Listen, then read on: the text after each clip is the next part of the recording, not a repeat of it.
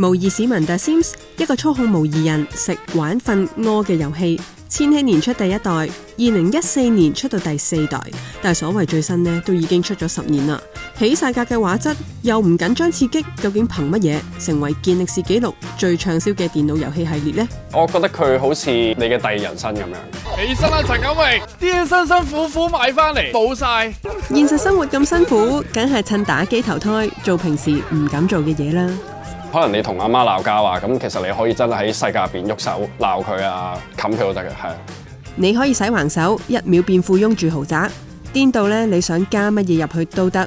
我個角色嘅設定係好中意 Blackpink 個 Lisa， 整咗你哋嗰本 Milk 即係創刊號雜誌落去。最難我諗都係整旺角西洋菜街，仲可以做齊現實世界實踐唔到嘅地獄諗法。差唔多。OL 都死埋啦。不過單靠 DLC 都可以 keep 住財源滾滾，系列累計收入已經超過咗50億美金。The Sims 不嬲都玩家自己都喺度笑，無底深潭。今集 Big Bang Theory 一齊睇下 The Sims 係點樣成為 PC game 界嘅王者。好多人打機係為咗喺現實苦悶嘅生活入面喘息一下，而喺2000年，加州嘅遊戲開發商 Maxis 就推出咗一款完全可以逃離真實世界嘅 game， 就係模擬市民 The Sims。第一代嘅 The Sims， 玩家可以自定自己同埋家庭成員 Sims 嘅外貌性格。故事一開始，一家人有2萬個模擬幣搬到去社區生活，買地起屋。遊戲主要有3個版面 ：Live Mode、Build Mode 同埋 Buy Mode。喺生活模式，玩家要時刻操作 Sims 嘅衣食住行，去滿足佢8個生活嘅基本需要。不過如果你同人唔啱傾，隨時都會互冚打交，冇 friend 做。急尿嘅時候屙唔切，就會當眾賴到周地都係。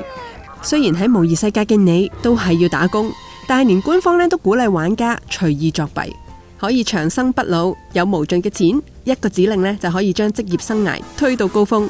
喺模擬世界簡直係要風得風，就係呢個有方法揾快錢，又可以狂揈錢，重新掌握人生嘅 Loop， 令到氣氛輕鬆、音樂動人嘅 The Sims 喺2000年推出嘅時候，就打低晒所有打打殺殺嘅 game， 成為有史以嚟最暢銷嘅電腦遊戲系列。The Sims 喺過去24年一直都非常之受歡迎，系列嘅銷售額已經超過咗50億美金。喺健力士嘅官網就有超過300項同 The Sims 相關嘅記錄。成個系列喺 PC 上面已經出售過超過2億套，單係 The Sims 4就喺全球擁有超過7000萬個玩家，包括資深玩家 Apple 同埋 Haley。我應該係每一代都有玩過，我都係每一代有玩。小學我諗起碼有2個暑假係玩到凌晨瞓覺咯，第一時間即刻開個電腦，跟住先刷牙咯。應該係大學某一個暑假起身就係撳着部電腦玩，然後煮嘢食、斟水飲、去廁所，跟住沖涼，即係你 loop 住嗰啲好物理層嘅需要。我試過最高紀錄係超過24個鐘。覺得最吸引你哋玩嘅原因係咩？好開放地任你玩咯，好似去咗另一個世界咁。The Sims 透過極仔細嘅遊戲設計，不斷咁樣提升玩家去操縱模擬世界嘅時候嗰個真實感。04年推出嘅 The Sims 2已經可以自己 set Sims 嘅樣、身形同埋服裝，去到 The Sims 4仲任你拉添，腳有咁長得咁長，身材有咁好得咁好，得咗啦。咁我現實中係畫畫噶嘛，咁我就喺模擬市民裏面咧，我就整咗一個我自己嘅樣，一模一樣嘅，放咗一塊鏡喺度，一塊鏡喺度。我整咗好耐真係，我有整晒我最 friend 嗰幾個朋友咯，跟住一齊喺個 Sims 嘅世界裏面生活咯。跟住一開始咧就係一個捱餓藝術家，跟住我就不斷喺個 game 裏面 train 自己。佢會隨住你嘅技術上升咧，你幅畫可能一開始幾蚊啦，一開始咧鬼畫符咁樣，跟住之後會越嚟越靚個人像咯，然後賣到好貴。係啊，同埋可以越賣越貴㗎。佢有啲職業係好得意，最後你真係成為太空人啦，佢翻工係會着住嗰件太空衫咯。有得射火箭嘅喺屋企門口，同埋有得做總統㗎，好高層次。即係我 exactly 現實中嗰陣做唔到嘅嘢，跟住就喺個 game 裏面做咗出嚟。遊戲設計師不斷咁鑽研心理學家書籍同埋論文，令到 Sims 嘅角色情緒反應同真人一樣，甚至乎更加複雜。佢掌握得嗰啲 emotion 咧，掌握得好好。一間房入邊啊，2女1個男啦，你同佢係夫妻嚟嘅本身，你中間度可能錫咗第二個一啖咧，另一個咧就會勁嬲啦，會 angry 啦，跟住然後咧佢就會即刻同敵對嗰人咧個親密度會即刻負，跟住然後就會呷醋啦，你要氹翻佢咁樣咯，好笑。好寫實 game 裏面嗰個人，佢唔同人傾偈，佢係會唔開心，同埋温書温得耐，佢都會抑鬱咯。feel 到好似好現實，但係突然又會超現實、荒謬同滑稽，俾啲驚喜你。由 The Sims 2開始 ，BB 仔咧就會遺傳到父母嘅外貌同埋個性，所以同鬼交配，你就會生到鬼 BB。可以選擇同死神做 roommate， 又會有機會俾外星人綁架，同一個識講嘢嘅馬桶做朋友，種一棵會食人嘅捕蠅草食咗你個鄰居，又可能會因為烤一個芝士三文治冇熄火而燒死。不過反正你點做都冇後果嘅，咁想點就點咯。而有人就覺得比起生活模式更加有趣嘅就係建築模式，起樓。我起屋派嚟㗎，我都係起屋派嚟嘅。每一日啊，全屋都瞓晒啦，跟住我自己喺個電腦度咁樣喺度整嗰啲地板。我現實中冇嗰間屋啊嘛，咁我咪起一個豪宅，海景個窗係落地玻璃咁樣，起到好靚咁樣俾自己咯。但係想起間咁大咁靚嘅屋呢，你就要繼續翻去生活模式度操縱 The Sims 賺更多嘅錢啦。而 The Sims 嘅靈感正正就係源於遊戲設計師 Will White 現實生活入面對起屋嘅渴望。阿 Will 喺1984年設計咗佢第一款遊戲，喺直升機攻擊陸地。但係修讀過建築嘅阿 Will 就發現，比起摧毀世界，佢更加享受創造世界。於是佢睇咗好多關於城市規劃嘅書，喺1989年設計咗 SimCity 同埋後嚟嘅 SimAnt。喺1991年，奧克蘭大火燒毀咗阿 Will 嘅屋企，佢意識到人係有想設計同埋建造自己理想屋企嘅渴望，但由於個人情況咧，好多時可能冇辦法喺現實入面實現，單單係起屋咧又唔可以成為一個 game。咁佢又睇到 Christopher 一本叫做《A Pattern Language》入面提到，一個建築嘅價值係可以透過居住喺入面嘅人嘅幸福程度去衡量。於是阿 Will 就將模擬人 Sims 加入咗去佢嘅概念，成為咗一款遊戲。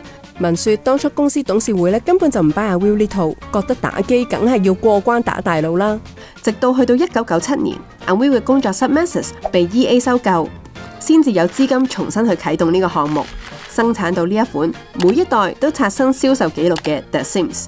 阿 Will 認為 The Sims 雖然冇辦法咧好似傳統嘅 game 咁樣用贏輸嚟作為一個結束，但呢個亦都意味住玩家可以自由咁樣自定乜嘢為之成功。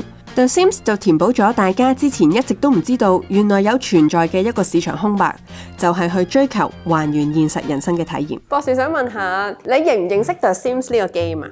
認識，以前都有玩過嘅，我打機嘅。作為一個心理學專家嘅角度咧，點解咁多人中意玩呢個模擬人生遊戲嘅？其實佢係俾咗我哋現實生活呢一個人生以外嘅好多選擇嘅機會。間屋肯定大過自己嗰間豆潤嘅房啦。雖然咧，我哋成日會覺得咧，喂，嗰個虛擬噶嘛。咁但係原來我哋嘅情感嘅呢啲部分咧，其實佢係未必咧完全可以識得去分乜嘢叫做虛擬，乜嘢叫做實在嘅。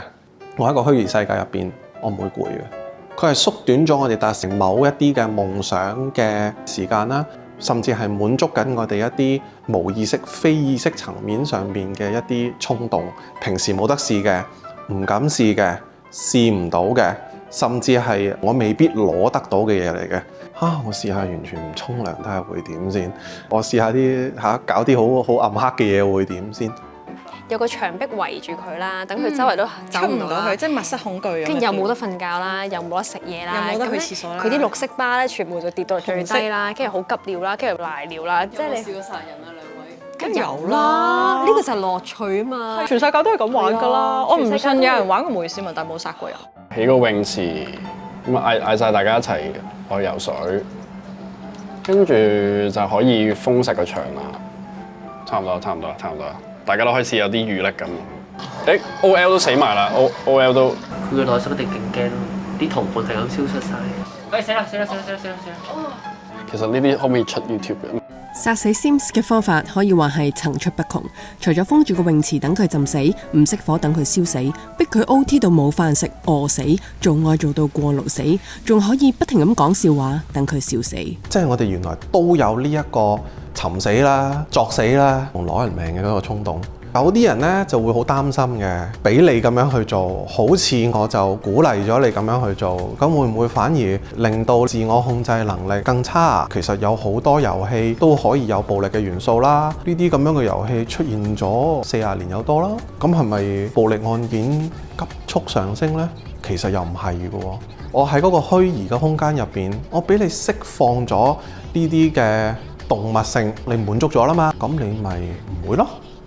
The Sims 雖然係一個非常之個人化嘅 game， 但係玩家咧都好中意去分享佢哋創建嘅世界。官方有一個叫做 Gallery 嘅在線圖庫，已經有超過4000萬個玩家上傳或者係分享過自己嘅圖片。之後再由相玩到去片。The Sims 4出咗10年 ，Gamer 仲係 keep 住喺 YouTube upload 片。除咗自定目標，譬如好似溝100條女或者生100個仔咁樣。有 Gamer 仲成為咗 Machinima， 即係 Machine 同 Cinema 嘅混合詞。顧名思義咧，就係用遊戲去拍電影、短劇做創作。喺香港玩得最癲嘅，相信就係佢啦。景三嘅 YouTube Channel 已經累積咗16萬個訂閱啦。幾時第一次接觸 The Sims 呢個 game？ 4歲嗰陣啊，我係第一次睇阿媽玩嘅，佢係玩緊老翻嘅 The Sims。咁都喺嗰啲旺角嗰啲鋪頭度買咗10幾蚊，然後就開始玩咯。真係直到我第一次接觸，我自己可以親身玩啦，已經係講緊小學生嘅時候，跟住出第3代嘅時候先開始。我第一個角色係大雄嚟嘅，我好中意大雄，咁就整咗大雄一家人同埋大雄嘅成班伙伴就喺 The Sims 4入邊去生活咯。9年前嘅技術同而家嘅技術係咪爭好遠咧？爭好遠，呢個係大雄，好夾硬嚟嘅當其時。呢個係靜香。呢個係胖虎，跟住呢個係小夫。咦，你咪話有一幕係殺咗靜香嗰幕？係啊，佢死咗喺床咁樣。話你聽，係咪就係你殺死咗靜香㗎？你講啊，出木杉！嗰晚唔係咁㗎，嗰晚我飲大咗咋。你係先諗咗個劇本啦，定係？我當其時做法係先諗音樂，再諗劇情，然後個劇情之後先有咩動作咯。如果佢哋要打交呢啲咧，係要佢哋個角色互相之間係咁不停係要佢哋掌摑對方啊。要佢哋精神有啲即係對大家負面啊，然後先做到呢啲動作。所有 VO 都係後期諗嘅咋，其實。因為唔想打擾到玩家嗰個腦補啊，驚啲英文會令到玩家覺得重複乏味，所以阿 Will 咧就創造咗一種地球上面從來都冇出現過嘅語言 Simlish。喺浪漫互動嘅場景，你可能會好似聽到一啲法文嘅回音咁。但係充滿活力嘅問候又有啲似西班牙文，不時又有啲英文點綴一下，你完全唔知佢講乜，但係透過語調同埋節奏，你又好似彷彿 feel 到嗰個傳達嘅情感。有遊戲玩家會開 Simlish 嘅 fan page， 有歌星會用 Simlish 去製作 music video， 語言學家、翻譯家、語言愛好者，甚至乎會幫佢寫學術論文同埋研究。你記咩？Zoom Zoom 呢一個咩嚟㗎？你唔識係咪電話定咩？我唔記得咗。打招呼咯，同埋拜拜。我唔記得咗咯。講電話咧，即係揾人嘅時候咧，係咪實㗎？啲音調咧係會估到佢係問問題㗎嘛。係啊，好神奇喎。Fred 嘅聲調都會咁，嗰啲膊頭咧啲聲，跟住嗰個男人，但一個市儈啲嘅事實就係、要配多種語言，成本實在係太高啦。阿 Will 就揾咗專門從事即興嘅配音演員，亂噏咗一堆語言出嚟。但正正因為係胡言亂語，想點解釋得，就更加方便玩家進一步用遊戲去講述自己嘅故事。咁其實你可以有陣時可能你同阿媽鬧交啊，咁其實你可以真係喺世界入邊喐手鬧佢啊，冚佢都得嘅，係啊。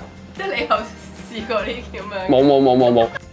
而令到 The Sims 財源滾滾嘅係喺 base game 上面不斷咁樣出 DLC， 即係課金咧先至有特別嘅道具、新社區、新角色、新職業、新嘅建築風格、物件同埋遊戲機制，可以開 party、約會、度假、養寵物、務農，甚至乎係做魔法師同埋大明星。第一代第一款 DLC 喺 Base Game 推出之後6個月就面世咗啦，幾乎有50%擁有 Base Game 嘅玩家都有買到。呢個喺 DLC 嘅銷售入面呢係前所未聞㗎。出到第4代，甚至乎咧免費俾你下載遊戲，淨係賺你買 DLC 嘅錢。俾80蚊先有得養倉鼠。嚇？係啊，貴過現實喎。所以咪有人鬧佢咯。你要洗衣機都要俾200蚊先有得玩，農場又要俾200幾蚊先有得玩啦。你要個天氣系統落雪啊，去日本啊，又係要俾錢啊。咁樣計埋已經講緊第4個 DLC 啦。你算唔算花費咗好多喺呢隻 game 度？金錢上算嘅，我諗咁多代嚟講，4000蚊至少有嘅。打機4000蚊買一隻 game 係唔係一件正常嘅事嚟嘅？因為講緊一隻大作嘅 game。頂盡都係600蚊 ，Sims 不嬲都玩家自己都喺度笑無底深潭嚟。雖然好多怨言，但係 keep 住真係俾錢佢咯，對 Sims 先做到。再資深啲，你就可以好似景三咁樣，上玩家交流區下載一啲模組，改 texture， 加入個人化嘅設計入去自己個 game 入面。我個角色嘅設定，佢好中意 Blackpink 個 Lisa， 咁佢就會整啲 Blackpink 嘅物件俾佢啊 ，Lisa 相架啊、海報啊，都會整晒入去咯。我自己好中意 Blackpink， 但係其實我唔係好中意 Lisa， 係我最中意Jisoo，因為我想同佢完全相反啊。佢因為佢係一個人渣嚟嘅，佢明明有老婆，但係都出去揾第二個女人，然後呃晒啲錢，咁佢就可以致富咁樣。咦？好少見你喎！哇，呢個女人好似好易氹喎。可以搣甩佢嘅負債咁樣，咁即係會諗好多呢啲故仔去玩咯。你要整模組都係喺網上面 download The Sims 4 Studio， 揾翻你相應嘅模組，然後你就可以喺書嘅封面上面去即係做任何改動都得，就整咗你哋嗰本 Milk 即係創刊號雜誌落去。第一件改嘅嘢係咩嚟嘅？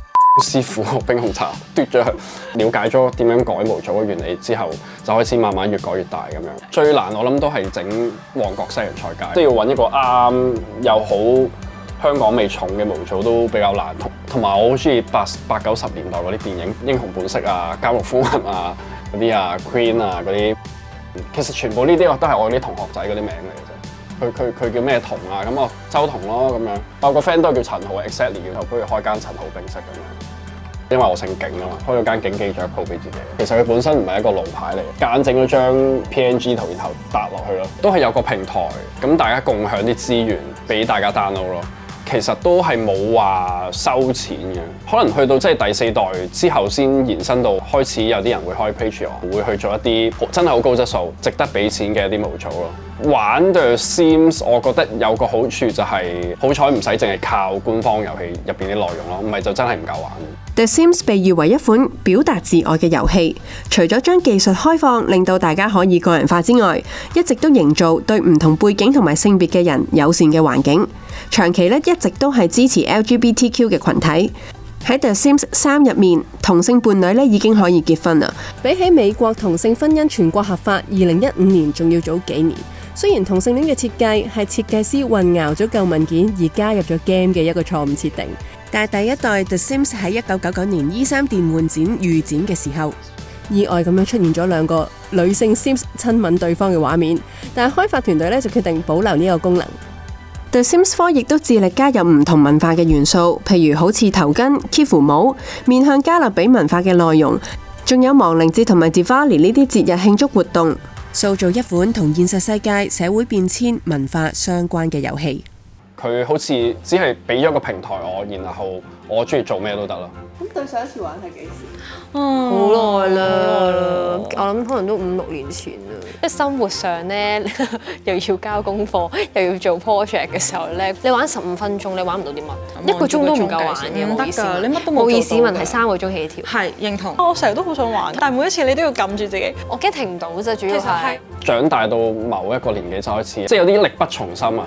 即係你買咗隻 game 翻嚟，但係你想開嗰個遊戲個原動力少好多咯，因為你一諗到啊，聽日要開又要開8點。我想問你 keep 咗咁多年都繼續玩咧，你係到而家都未覺得悶嘅？